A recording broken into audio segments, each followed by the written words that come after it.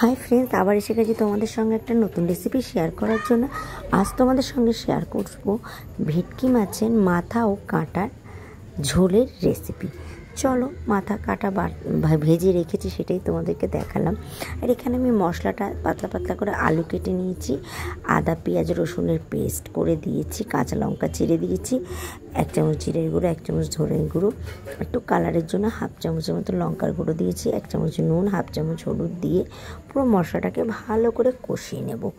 তো দেখো, এখন মশলাটা আমি কষিয়ে নিয়ে এবার ভালোভাবে কষিয়ে নিয়ে পরিমাণ মতন এতে আমি জল দিয়ে দেবো।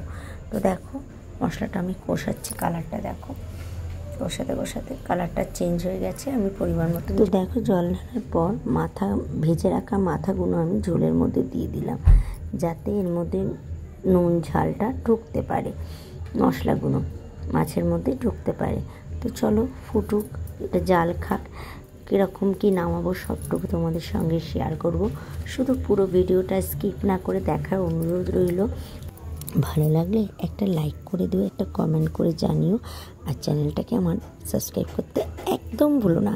পাশে থেকো, প্রচুর শেয়ার করো, আর পাশে থাকা বেল আইকনটা, যারা নতুন আছো পাশে থাকা বেল আইকনটা প্রেস করে দিও, যখনই আমি নিত্য নতুন ভিডিও আপলোড করব আগে তোমাদের কাছে পৌঁছে যাবে। আর কমেন্ট করতে ভুলো না, প্রচুর শেয়ার করো। আজকের জন্য টাটা।